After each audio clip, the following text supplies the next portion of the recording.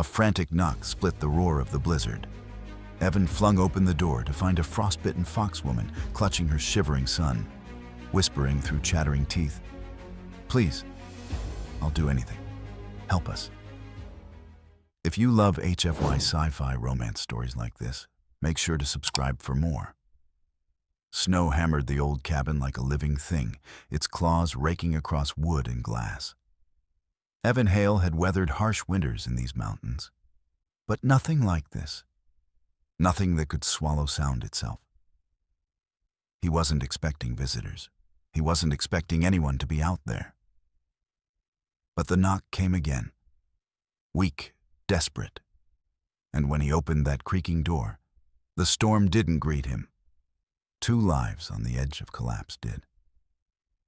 The wind shoved its way inside the cabin the moment Evan pulled the door open, blasting cold needles across his face. But he barely felt it. His breath caught, more shock than chill. A woman stood there, swaying like she might drop at any second. Not human, not even pretending to be. Tall, fox-like ears, dusted with snow, drooped weakly against fiery orange hair that clung frozen to her cheeks. A thick, fluffy tail trailed behind her, stiff with ice. She clutched a small boy, no older than 5 or 6, his fur-tipped ears flattened tight against his head, his eyes half-lidded and unfocused. Both were shivering uncontrollably. The boy, the son, let out a thin, pitiful whine before going limp against her shoulder. "Please," the woman rasped, voice cracking with cold and fear. "Please, I'll do anything. Help us." Evan didn't think. Instinct shoved everything else aside. "Get inside," he barked, grabbing her arm before she could collapse and pulling her over the threshold. The moment the door slammed shut, the howl of the storm muted, replaced by the frantic scramble of Evan dragging blankets off the back of the couch. The foxwoman dropped to her knees, clutching her son tightly, trying to shield him even now. "Here, sit, Evan insisted, piling blankets over both of them. He crouched beside the boy, carefully peeling back the top layer to check his face. "Kid's freezing. What happened?" Her lips trembled, not just from cold. "Blizzard came early. I was teaching Kiro how to track. I thought we had time. Then the winds, the cold. We couldn't see. I tried to find shelter. I smelled smoke. Followed it." She swallowed hard. I thought he'd stop breathing in my arms. Evan's heart clenched. The boy, Cairo, let out a tiny cough. His skin looked far too pale beneath soft, orange-tinted fur. Okay, Evan murmured, forcing calm into his voice. His breathing's shallow, but he's still with us. He squeezed her shoulder gently. He's got fight in him. He's not giving up. Something in her chest seemed to unclench at those words, and she bowed her head as if they held weight beyond the moment. Evan sprang up, sprinting to the stove. He twisted knobs, threw in logs, and coaxed the fire until the cabin glowed with bright, crackling warmth. He grabbed the emergency kettle, filled it, and set it on the stove. "Hot chocolate," he explained over his shoulder. "Fastest calorie-boosting thing I've got. Sweet as hell, but it'll warm him up." The woman's ears flicked faintly. You're helping us without asking anything?" Evan shot her a baffled look. "You knocked on my door in a blizzard with a freezing kid. What, was I supposed to toss you back outside?" Her eyes shimmered, not with charm, but with raw, vulnerable relief. He draped another blanket over her shoulders. She was shivering badly too. Her robe-like outerwear was soaked through, clinging to her curves in a way Evan tried not to notice. Her skin was chilled, her lips almost blue. "You're both staying right here by the fire," he said firmly. "I'll, find towels, dry clothes, something." He hesitated. "You don't have allergies to human fabrics or anything, do you?" She blinked, confused. "No?" "Okay, great." Towels it is. He rushed to the linen closet, and when he returned, he found her leaning over her son, whispering something in a soft, melodic language he didn't recognize. The boy's fingers twitched. His small ears perked just slightly. Good sign. Evan knelt again beside them. Once the blizzard lets up, I'll call emergency services. They can send transport, maybe get you to a clinic. She nodded, though her expression tightened with worry. But by the time the kettle started to steam, the winds outside had worsened, howling hard enough that the whole cabin groaned. Hours passed. The temperature rose inside. Kiro's breathing steadied. Vexa's shivers eased as layers of warmth wrapped around her. Evan kept feeding the fire, adjusting blankets, and checking on her son. At one point, Vexa touched his wrist lightly. "You saved my son," she whispered. Evan shook his head. "You carried him through a blizzard. You're the reason he's alive." Her ears tipped upward, surprised. "It's true," Evan said gently. The storm outside only grew more violent. The roads vanished under feet of snow. Power lines snapped somewhere in the valley, and Vexa and her son, Cairo, had nowhere else to go. They'd be staying longer than a night. Much longer. As the fire crackled and the three of them huddled close, Evan felt it in his gut. This wasn't the kind of encounter that ended once the storm passed. This felt like the start of something he couldn't yet name. The first night passed in a blur of worry and exhaustion. Evan sat on the floor beside the couch, head tipped back against the cushions, staring into the fire while listening to the soft breaths of the two fox folk sleeping under his blankets.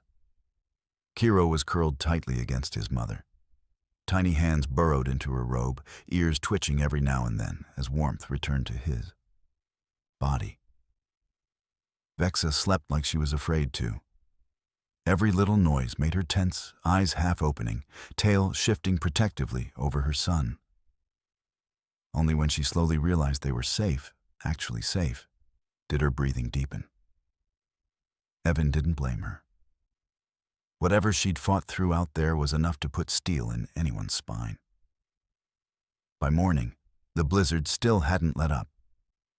He woke to the smell of snow seeping through the cabin's seams and the soft sound of movement. Vexa was awake, fussing with the blankets, gently checking Kiro's temperature with the back of her fingers. Her long orange hair, once frozen and brittle, now fell loose around her shoulders in warm waves. Her ears flicked when she noticed Evan blinking awake. "You didn't sleep much," she murmured. "I was making sure he didn't stop breathing." Her tail shifted, wrapping instinctively closer to her son. "Thank you." Evan rubbed the back of his neck. "How's he doing?" "He's warmer, exhausted, but I think he'll recover." "That's good. That's really good." He stood, stretching. "Want breakfast?" Vexa blinked. "Breakfast? Yeah. You eat breakfast, right? I'm not being culturally insensitive or something?" She stared at him like she wasn't sure if he was joking. Then, just a flicker, she smiled. It changed her whole face, softened it, made the room feel warmer than the fire did. "Yes," she said. "We eat breakfast." "Cool. Because I make a mean stack of pancakes." Her ears shot straight up. "Pancakes? You've never had pancakes?" "My people don't cook like humans do." "Oh, you're in for a religious experience." She watched him move into the kitchen with the wary curiosity of someone entering sacred territory. Evan hadn't cooked for anyone in months, maybe longer, but he found himself humming while mixing batter. Kiro stirred awake midway through, blinking groggily as his mother lifted him into her arms. "Morning, buddy," Evan said softly. Cairo blinked his big golden eyes at him, then wiggled deeper into Vexa's shoulder, ears drooping. "He's still tired," Vexa said. "That's fine. He can take the day easy." She hesitated, then carried Cairo into the kitchen. She stood quietly beside Evan, adjusting the blanket around her son as the first pancake sizzled in the pan. Evan flipped it, letting the golden underside show. Vexa's tail lifted just slightly. "It smells incredible," he grinned. "Told you. Life-changing." She sniffed again, ears twitching.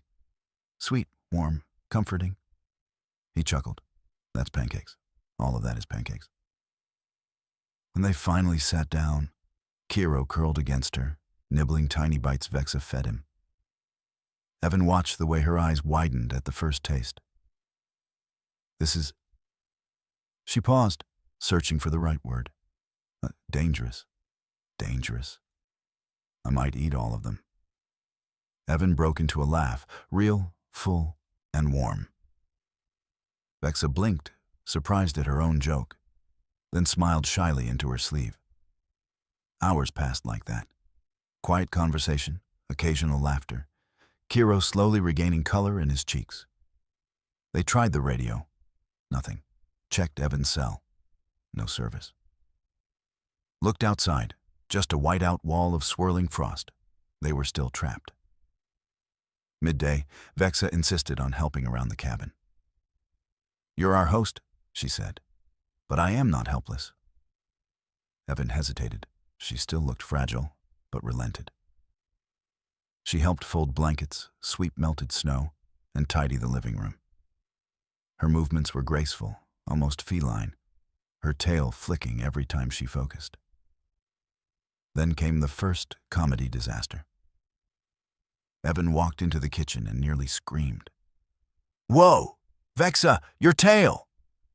Her tail had brushed against the stove burner while she was reaching for something. The fur hadn't burned, but a curl of smoke drifted upward.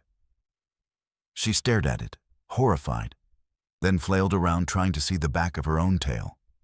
"Is it ruined? Is it discolored? Evan, I cannot see it." He rushed over, grabbing the smoking pan off the burner. "You're fine. It's fine. Just singed a little." Vexa's face went bright red, as if insulted. Kiro, half asleep on the couch, mumbled, "Mom burned her tail." Vexa raised her chin with an air of wounded pride. "It is not burned. It is humbled." Evan nearly dropped the pan laughing. Later, when they settled by the fire, Vexa's body finally relaxed. She sat beside him, closer than necessary. Close enough that the soft heat of her fur brushed his arm. "Evan," she said quietly, "if not for you, Kiro would not be here." He swallowed. "I'm just glad you found the cabin." She looked at him, really looked at him, eyes soft and earnest. "You didn't have to help us. Many wouldn't." "Maybe," he said, "but I'm not many." Her tail brushed his arm again, light, deliberate. A spark ran through him, and by the way her ears lowered and her cheeks warmed. She felt it too. The next morning arrived with no mercy. Snow piled against the windows so thickly that only muted gray light seeped through, turning the cabin interior into a soft, winter-lit cocoon. Evan stirred awake on the recliner he'd crashed in, blinking the sleep from his eyes. Movement near the fire caught his attention. Vexa was standing there, stretching, long, slow, feline-like motions as she tried to work the stiffness from her back. Her tail arched behind her in a graceful curve. Her hair spilled down her back in molten waves. But what arrested Evan wasn't her tail. It was how human she looked. Yes, fox ears, tail, faint fangs. But the rest of her? All smooth curves, soft skin, toned legs, and undeniably feminine silhouette. Her robe hung loose from sleep, slipping off one shoulder, revealing more of her upper body than Evan's unprepared morning brain could handle. He tried not to stare. He failed. She didn't seem to notice, busy adjusting the blankets over her son. Kiro was still asleep, snuggled so deep he looked like part of the fabric. Evan cleared his throat loudly. Vexa nearly jumped. "Oh, Evan, you're awake." "Ah, yep, morning."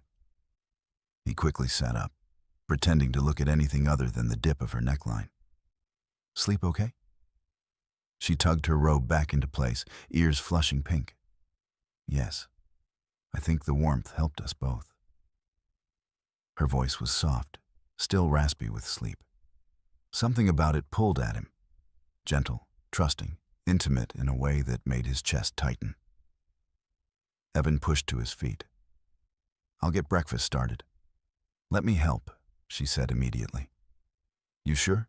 Yesterday didn't go perfectly. He lifted an eyebrow, her ears flattened in mock offense.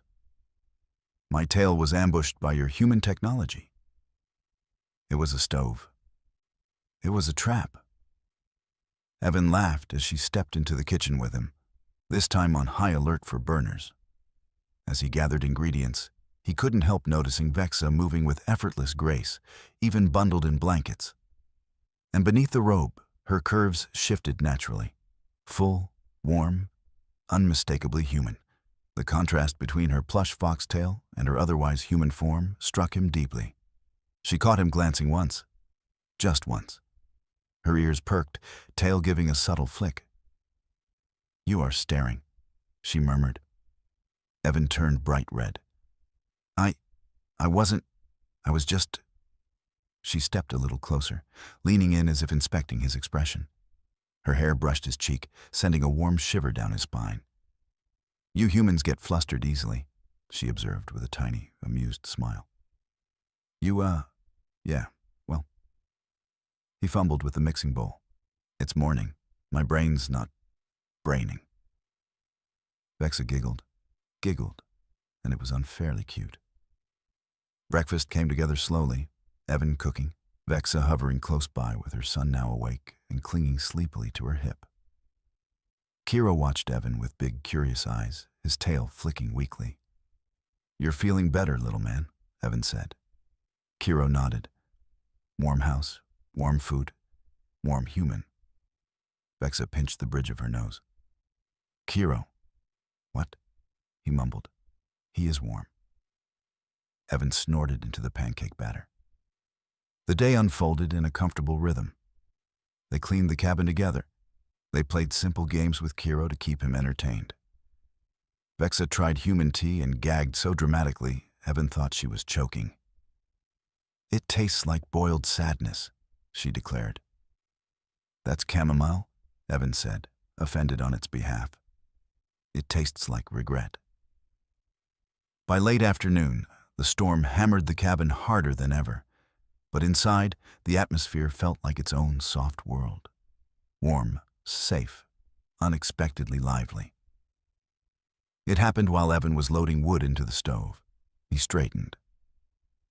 Vexa stepped behind him at the same moment, reaching for a kettle. Her chest pressed against his back, just lightly, just a brush, but enough to completely freeze his brain. Vexa inhaled sharply and stepped back, ears flaring crimson. I'm sorry, she stammered. No, it's okay, just startled me. She fidgeted with the kettle. We are very close, physically.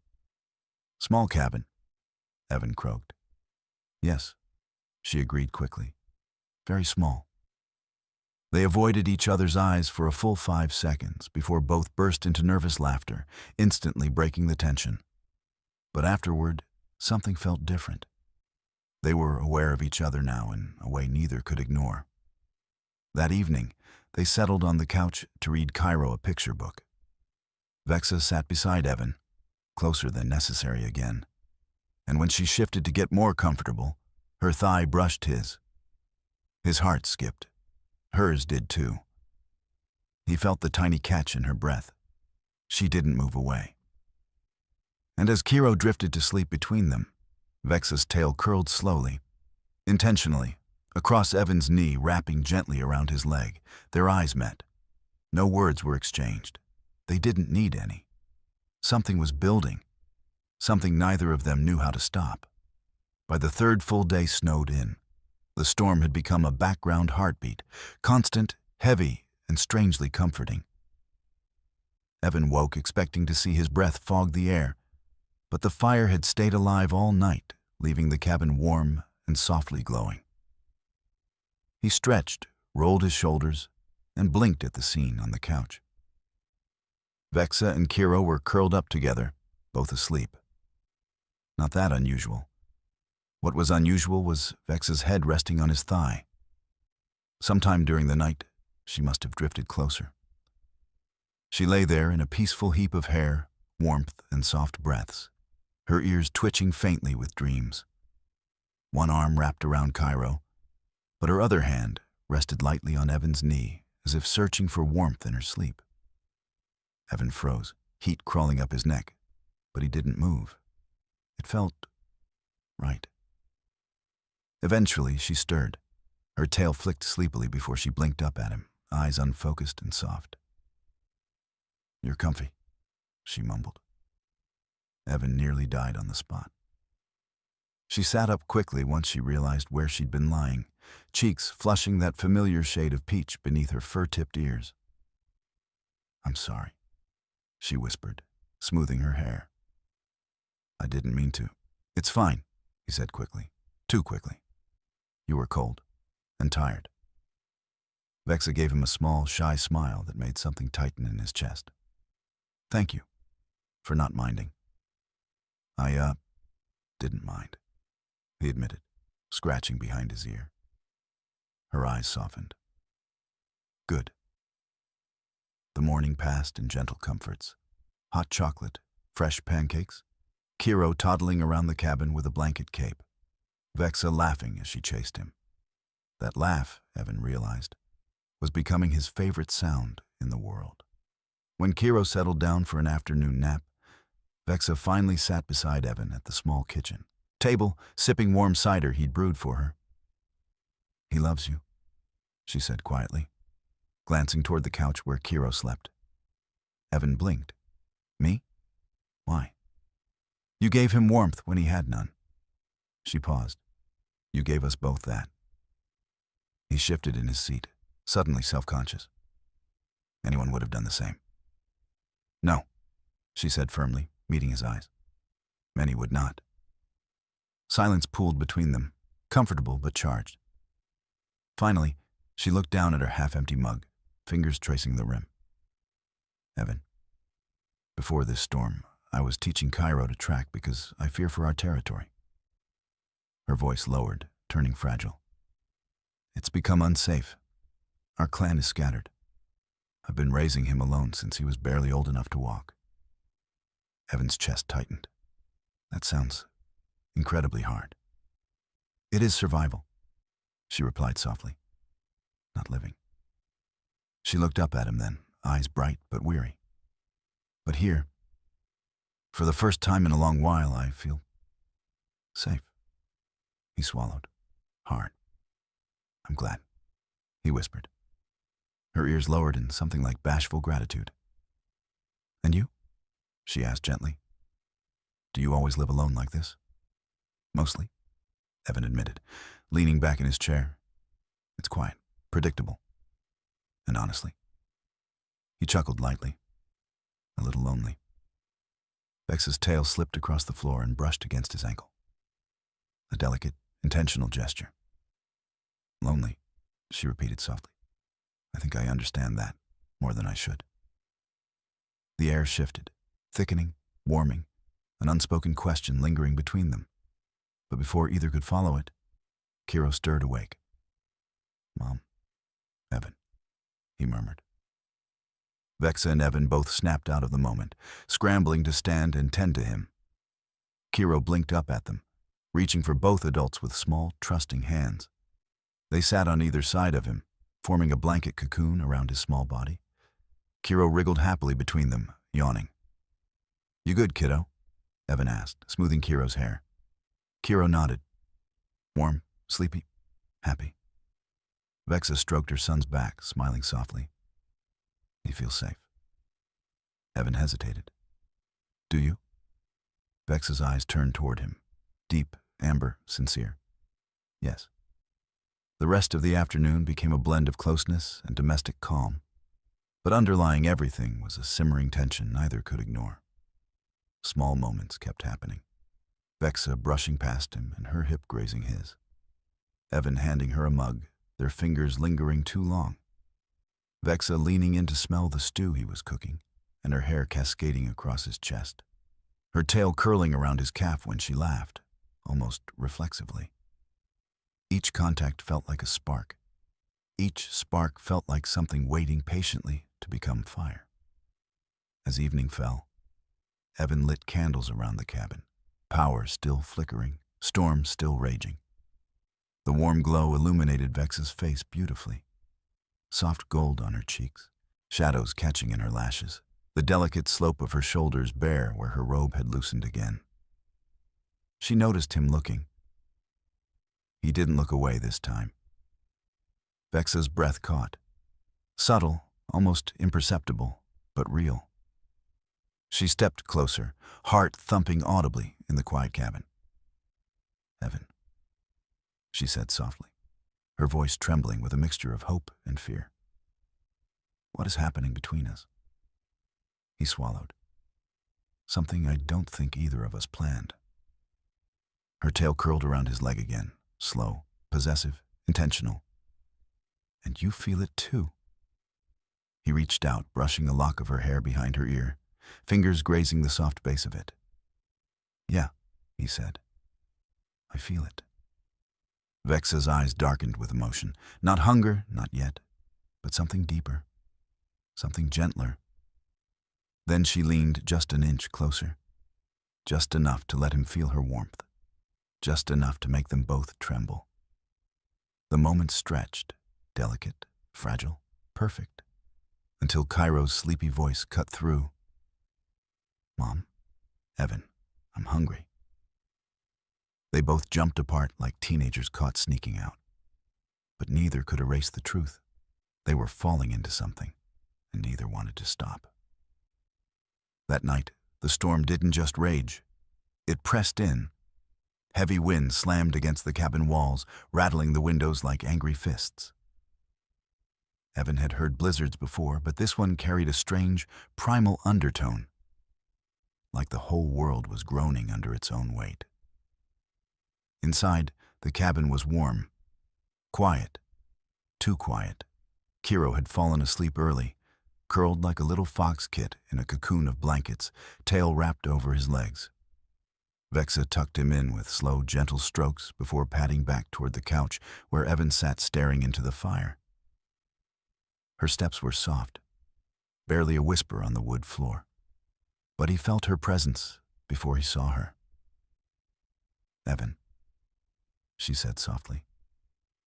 He turned his head, and his breath caught. Vexa wasn't trying to be alluring. She wasn't trying to be anything at all. But exhaustion had loosened her robe, leaving her shoulders bare, collarbones visible, and a hint of her cleavage revealed beneath the fabric. Her fox ears drooped slightly with fatigue, tail dragging lazily behind her. She looked vulnerable, real, beautiful. She sat beside him, closer than she had before. Their thighs touched, and neither pulled away. "You're home," she murmured, eyes fixed on the fire. "It is peaceful. Safe." She hesitated. "And yet, I worry we are becoming too close." Evan's heart skipped. "Too close?" She exhaled slowly, her breath trembling. "I feel something. Something strong. Something that scares me." He swallowed. "I feel it too." Her head turned sharply toward him, ears lifting slightly. The firelight danced in her amber eyes. "But why?" she whispered. "Why so fast? Why so intense?" Evan didn't have an answer. Not until a thought hit him, a memory. Something he'd skimmed online years ago about interspecies interactions, specifically vulpine ones. He stood abruptly. "Evan?" she asked, startled. "Give me 1 second. I need to check something." He grabbed his laptop from the shelf, battery thankfully still half full, and flicked it open. No internet. The storm had killed the signal, but he had offline articles saved in a folder from a previous research rabbit hole.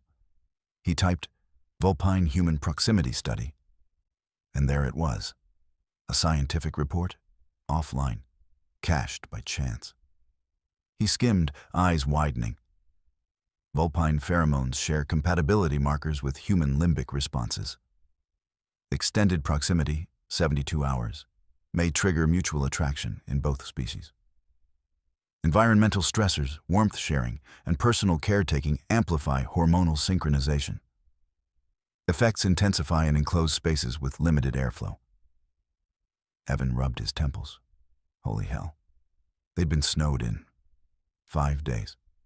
Minimal ventilation, constant shared warmth, physical closeness, emotional bonding, her sleeping on him, the tail touches, the lingering gazes. He looked up at Vexa slowly. She sat perfectly still, watching him with wide eyes. What did you find? Evan took a breath. Vexa, there's something about vulpine and human biology. Something rare. Most people don't even know about it. Her ears twitched nervously. What is it? He turned the laptop so she could see. Her eyes scanned the text, growing larger, more shocked, more bewildered with each sentence. When she finally looked at him again, her voice was barely above a whisper. This says, we trigger each other, that our bodies want to bond. Evan nodded slowly. Yeah. Her tail flicked sharply, curling tight around her leg. And we have been trapped here for days, in close quarters, with my son. She paused. And you have cared for him, for me. He swallowed. I didn't know anything about this. I wasn't trying to influence anything. Her ears lowered. I know. I trust you. But her voice shook with something deeper. Fear, embarrassment, and an almost painful longing. She stood abruptly, pacing. So, everything I've been feeling is because of pheromones? It could be, Evan said quietly. But that doesn't mean it's not real. She stopped, turned, looked straight at him. Evan, I look at you and I feel warmth, safety. I feel pulled toward you. Her voice cracked. But I don't know if it's me, or nature forcing me. He approached her slowly, carefully, making sure not to close the distance too quickly. Vexa, he said, voice low and steady. Those articles say pheromones can heighten attraction, not created from nothing. She blinked. What are you saying? I'm saying the way I feel when you smile, the way I feel when you sit next to me, when you talk about Kiro, when your tail curls around me. He paused, heart thudding. That isn't biology. That's me. That's my choice. Vexa's breath hitched, but not in the cliché way. It was a real, shaky inhale of emotion she couldn't hide. She stepped closer. So, your feelings are real? Yes, he said softly. Are yours? Her ears flattened shyly. I don't know how to stop thinking about you, she whispered. When you brush my hand, I feel it for minutes. When you look at me, I feel warm everywhere. When you talk to Kiro, I feel... She swallowed. I feel something I haven't felt since before I lost his father. Evan's chest tightened painfully. Vexa. She reached out, slow, trembling, and placed her hand on his chest. Tell me, she said, voice raw. Tell me this isn't just a storm playing with our instincts. He covered her hand with his own, sliding his fingers between hers. It's not, he said. You know it. I know it. The fire crackled. The storm roared. The tension between them snapped tight as a wire. Her tail slid around his leg. His other hand rose to her cheek.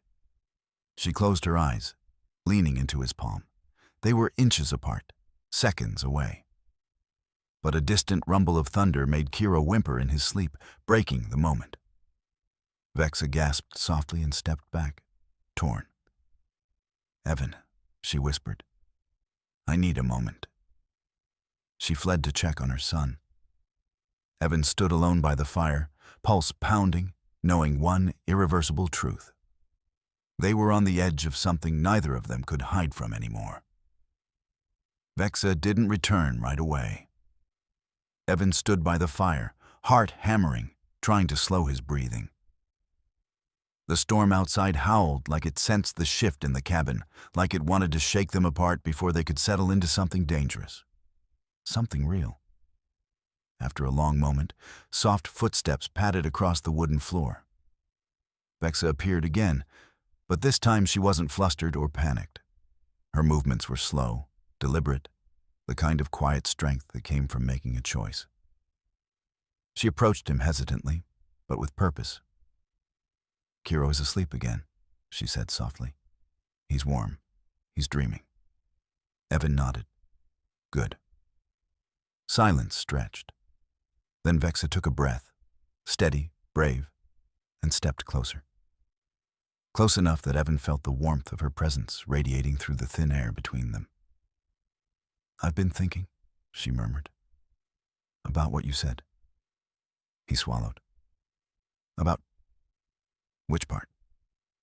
"That our feelings could be real." Her voice barely rose above the crackle of the fire. "That this isn't just biology." Her eyes lifted to his, searching, vulnerable, determined.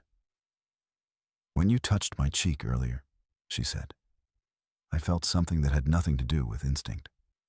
My heart raced, my stomach twisted, my thoughts scattered." Her ears lowered shyly. "That is not pheromones. That is me." Evan's breath hitched. She stepped closer until her chest brushed lightly against his. Not seductive, just tender. "You have been gentle," she whispered. "You have been patient. You saved my son. You made sure I ate. You made us laugh." Her hands trembled as she lifted them to rest on his forearms. "And when you look at me, I feel seen." Evan didn't speak, not yet. He let her finish, let her spill the words she had been holding back. "I want to be near you," she breathed. "I want to trust that feeling. But I am afraid." "Of me?" Evan asked quietly. "No." She shook her head, eyes shining. "Of wanting too much." That hit him like a weight. Slowly, carefully, Evan lifted a hand and grazed the side of her face again. Her eyes fluttered half-closed at the touch. Her breathing turned shallow and warm against his chest. "You're allowed to want things, Vexa," he murmured. "You don't have to apologize for being human, well, metaphorically." She smiled gently, tail giving a small, nervous flick. "And what do you want, Evan Hale?" she asked, her voice no more than a breath.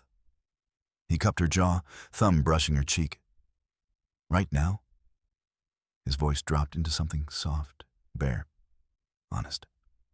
"I want to kiss you." Vexa's ears twitched hard. Her tail froze mid-motion. Her breath stopped. Then she stepped toward him until their bodies met in a quiet, trembling collision of warmth and intent. "Then do it," she whispered. Evan didn't move. Not yet. Because part of him needed to be certain, needed her to understand what this meant. "Vexa, if I kiss you, I'm not going to pretend afterward that it didn't mean anything. I'm not going to act like this is just survival or circumstance." She leaned into him, pressing her forehead to his. "I don't want pretend things," she whispered. "I want what is real." That was all he needed. He tilted his head and brushed his lips against hers. The kiss started soft, barely a touch, a question, a tremble. Vexa answered by sliding her hands up his chest and curling her fingers into the fabric of his shirt. She kissed him back, deeply, desperately, like someone who had been holding her breath for too long. Her tail wrapped around his leg, pulling him subtly closer. Evan felt warmth spread from her lips to his entire body, a surge of electricity that made his knees weaken. He wrapped an arm around her waist, steadying her, steadying himself. When they finally broke apart, breathless, she stared at him with wide, shining eyes. "That felt..." Her voice broke, caught between wonder and disbelief. "Good." Evan laughed softly against her lips. Yeah, it did." She brushed her fingers along his jawline, marveling as though memorizing him. Evan. Her tone was fragile and full, like she was standing on the edge of something life-changing. Hold me. He didn't hesitate. He pulled her into his arms, and she melted against him, tucking her face into the curve of his neck. Her breath warmed his skin. Her tail curled around both of them, looping with surprising strength. He whispered into her hair. We'll figure this out. I promise. She nodded against him, her voice muffled. I want to believe you. You can. They stood there a long time, wrapped together, surrounded by the storm's distant fury and the fire's quiet glow. But eventually, Vexa pulled back, cheeks flushed, eyes gentle. I want more of this, she admitted, but slowly, carefully. She bit her lip shyly.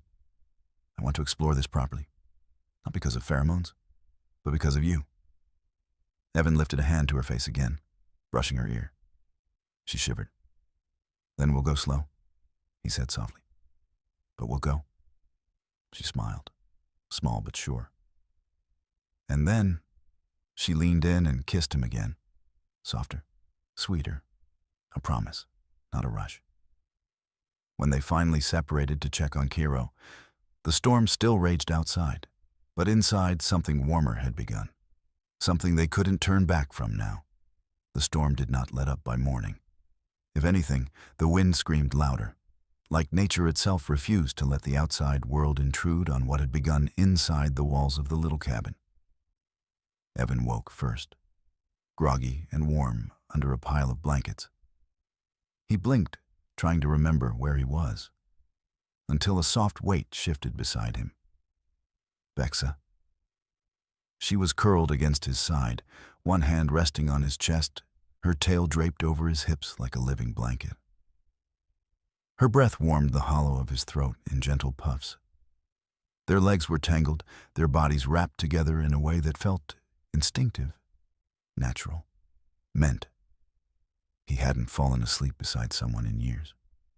And yet, this felt right. Careful not to wake her just yet, he brushed a stray lock of hair from her cheek, letting his fingers linger. Her ears twitched, and she made a soft, sleepy noise, almost a purr, though deeper. Then her eyes fluttered open, sleepy, warm. And when she saw his face only inches from hers, she smiled without thinking. Good morning, she whispered, voice husky from sleep. Evan swallowed hard. Morning. Her smile deepened.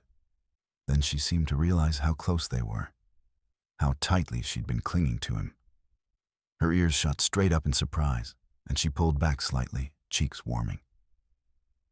I must have drifted closer in the night, she murmured. He chuckled softly. Yeah, kinda noticed. I'm sorry, you don't need to apologize. She paused at that, eyes lowering. I don't? No, he said, thumb brushing her hand gently. I like waking up with you here. That admission made her entire expression soften. She looked at him as though trying to memorize the moment, to hold it gently in her heart.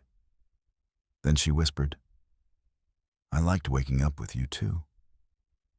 A quiet stillness fell between them, charged not with tension, but with something deeper, something fragile and vast.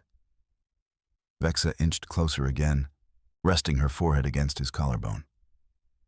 I keep thinking this peace will stop, that I'll open my eyes and it will all vanish. Evan wrapped an arm around her waist, pulling her close. It won't. But life never lets me keep things like this, she said quietly. Not for long. Then we'll hold on to it together, he said, voice firm. Vexa's breath trembled, and she nuzzled faintly into him, an affectionate motion clearly instinctive to her species. Evan held her a little tighter, letting her lean, letting her trust without needing to explain. Before they could drift into that warmth too far, Cairo yawned loudly from the couch, sitting upright. Mum, who man? He blinked blearily. You're cuddling again. Evan nearly choked. Vexa sat bolt upright, ears burning bright red. We were not, we were just... Kiro tilted his head, unimpressed. Adults are weird. Evan snorted, burying his face in his hand while Vexa protested faintly under her breath. The day unfolded in small domestic rhythms. Kiro wanted stories. Vexa wanted to help cook, carefully avoiding the stove this time. Evan kept catching her staring at him when she thought he wasn't looking. And each time, her tail flicked in that slow, unmistakable way that meant something between them was blooming. By evening, the storm began to lighten. Not enough to leave, but enough to let moonlight glow through the snow-laden windows. After Kiro fell asleep with his head in Vexa's lap, she gently set him down and walked over to Evan at the fire. "Can we talk?" she asked softly. He nodded, heart thudding. They stood close, closer than they had the night before, her breath warm against his chest, her hands clasped nervously, fingertips brushing the fabric of her robe. "I want to understand what this means," she said. "What we are becoming." Evan reached out, taking her hands in his. "We're becoming something together." Her tail wrapped around his leg again, slow, unhurried, undeniably intimate. "And you want this? Even knowing who I am, what I am?" He lifted her chin gently. "I want you. All of you." Her breath caught. She stepped into him then, pressing her forehead to his, her hands rising to cup his cheeks. "Then, kiss me again. But this time, no hesitating." He didn't. The kiss was different tonight. Deeper, richer, unrestrained. A slow slide of lips, a soft sigh against his mouth, her fingers threading through his hair as she pulled him down to her. Her tail wrapped completely around him, sealing the moment. She broke the kiss only to breathe, voice flushed and trembling. "Evan, I want to be with you. As partners. As something more." He kissed the corner of her mouth, murmuring, "Then be with me." Vexa exhaled a shaky breath, leaning her forehead into his shoulder. "Tonight, while Kiro sleeps, can we just hold each other? No rushing, no pretending. I want to feel what it's like to rest in someone's arms who cares for me." Evan felt a warmth spread through his chest. "Yeah, absolutely." They curled together on the couch beneath a thick blanket. Vexa rested her head against his chest, tail draped over both of them, one hand splayed against his heartbeat. She whispered into his shirt, "I haven't felt this safe since before Kiro was born." Evan kissed the top of her head. "You're safe here." Slowly, her breathing steadied. Slowly, her body relaxed completely into him. Slowly, the last pieces of her fear softened into trust. They didn't fall asleep right away. They just held each other, warm, entwined, connected in a way deeper than instinct. Outside, the storm began to fade. Inside, something else took its place. Something soft, something brave, something new. Morning came slowly, golden light bleeding through snow-crusted windows, like the world was waking up for the first time. Evan opened his eyes to find Vexa still tucked under his arm. Her hair fanned across his chest, warm and soft. Her tail remained wrapped around both their legs, curled like a protective ribbon. She was asleep, her breathing deep and steady, her body completely relaxed in a way he had never seen from her before. She wasn't bracing herself. She wasn't tense. She wasn't ready to bolt or defend or run. For the first time, she slept like someone who had a home. Evan brushed a thumb along her shoulder. The robe she wore had slipped a little, revealing the smooth skin of her upper chest and the gentle rise and fall of her breaths. She looked so human, so heartbreakingly soft, that he ached just looking at her. Her ears twitched at the touch. She lifted her head slowly, eyes hazy and warm. "Good morning," she whispered. "Morning," he murmured softly. They stayed like that for a long time, neither rushing, neither pulling away. Evan felt grounded, like the world outside the cabin didn't exist. Just the fire, the quiet, and her. Always her. Kiro's tiny voice finally broke the spell. Evan, are you cooking? I smell food." Vexa laughed under her breath, rubbing her face with her hands. "My son wakes up by scent alone." Evan smiled and squeezed her waist before gently standing. "I got breakfast. You two relax." Vexa blinked up at him, surprised, touched, shy, but nodded. While he cooked, she helped Kiro out of his nest of blankets, smoothing down his hair as he yawned like a baby fox cub. Kiro shuffled over to Evan, tugging on his pant leg. "Warm human?" "Yeah, bud. Are you part of our pack now?" Vexa froze. Evan nearly dropped the spatula. Well," Evan sputtered. "What do you think, Kiro?" Kiro blinked up at him. "I think yes." Evan felt his heart fold in on itself like warm dough. Vexa covered her face with one hand, her ears completely red. "It's okay," Evan told her gently. "I don't mind." She peeked at him, between her fingers.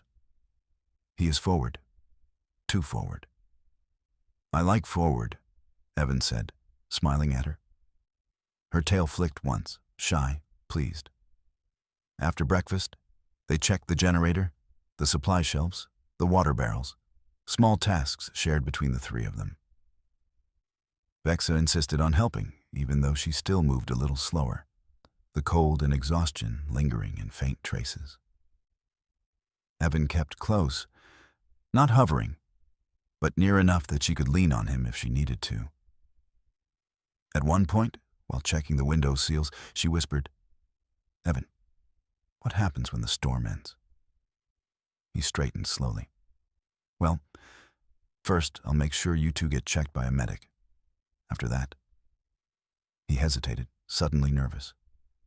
"I was hoping you'd stay a while, here, with me." Vexa's breath hitched.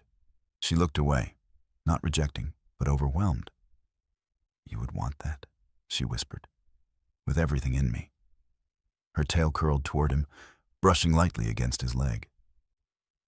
"And Kiro?" she asked softly. "I care about him too. A lot." Her eyes softened, glowing. They spent the afternoon reading, playing simple games Kiro invented on the spot, and watching the storm gradually weaken. Light pierced the clouds for the first time in days, shimmering across the snowdrifts like scattered diamonds. Vexa sat at the window, Kiro on her lap, watching snowflakes drift lazily from the sky instead of violently hurling down. "It's calming now," she murmured. "Beautiful." Evan sat beside her, shoulder touching hers gently. "Yeah, end of storm snow always looks like that. Peaceful." Vexa rested her head against his shoulder. "Everything feels peaceful today." Kiro chimed in, "I like peaceful." Evan couldn't help but chuckle. A little later, when Kiro wandered off to build a pillow fort, Vexa turned to Evan with a different kind of quiet seriousness. "Last night," she said softly, "when you held me, I felt something I haven't felt in years." Evan brushed a strand of hair from her face. "What was that?" "Hope." He swallowed, unable to speak for a moment. She placed a hand on his chest, right over his heart. "And this morning, I felt like I woke next to someone who could be part of my life. Truly." "Vexa," he whispered, "I want to be." She smiled, a slow, warm, vulnerable smile, and leaned into him. The afternoon melted into early evening. The storm had finally quieted, leaving only the soft hush of snowfall. The cabin felt like a world suspended in time.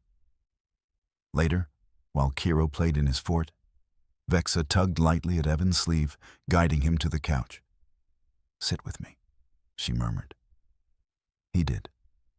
She climbed beside him, curling against his side, her tail looping gently around his waist. Her head found his shoulder again, fitting there like it belonged.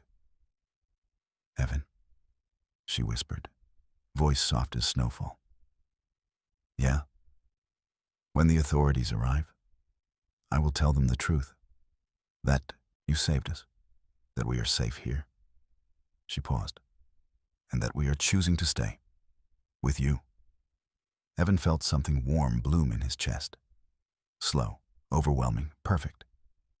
He pulled her closer, kissing the top of her head. And for the first time since the storm began, he felt not alone, not even close. Outside the cabin, the last snowflakes of the blizzard drifted lazily from the sky, and inside, the small, fragile beginnings of a new family settled into place. By the time the sun dipped low, the storm had finally surrendered. No more roaring wind, no more rattling windows, only a quiet winter hush, peaceful and deep, blanketing the forest like a soft white quilt. Evan stepped outside briefly to shovel a path to the porch. The snow reached his knees. Breath steaming, shovel scraping, he carved out enough space for emergency workers to reach the cabin, whenever they finally arrived. Inside, Vexa watched from the window, her hands wrapped around a steaming cup of cider. Kiro stood beside her, holding the blanket he liked to drag everywhere now, ears perked with curiosity. "Is Evan cold?" Kiro asked. "Humans get cold easily," Vexa murmured. Kiro tilted his head. "Then why does he go out there?" "To help," she said softly. "He helps even when no one tells him to." Kiro thought about that. "He's good." Vexa's heart warmed. "Yes," she whispered, "he is." When Evan returned, pink-cheeked and winded, Vexa immediately moved toward him, placing a towel in his hands. "Sit," she insisted, ears angled forward in mother mode. Evan laughed, letting her fuss over him as she dried the snow from his hair. Kiro hopped onto the chair beside him and began draping blankets over his lap with all the seriousness of a seasoned medic. "I'm not that cold," Evan chuckled. "You are," Vexa said firmly. "You humans pretend you are strong when you are shivering." Evan opened his mouth to protest, but she pressed the warm cup of cider to his hands, shutting him up instantly. He sipped. "Okay, fair." Her lips curled in a satisfied smile. When dinner time came, the three of them shared stew and bread, sitting close at the tiny kitchen table. Kiro hummed happily between mouthfuls. Vexa kept brushing her knee against Evan's under the table. Each little touch made his chest tighten in that warm, aching way he was quickly becoming addicted to. After dinner, Evan lit a small lantern and placed it on the floor so the room glowed soft and golden. Kiro was already nodding off as Vexa carried him to the bedroom, humming some old Vulpine lullaby Evan didn't recognize, but found soothing all the same. When she returned, the cabin had gone silent again. Just the crackling fire and the muffled sounds of settling snow.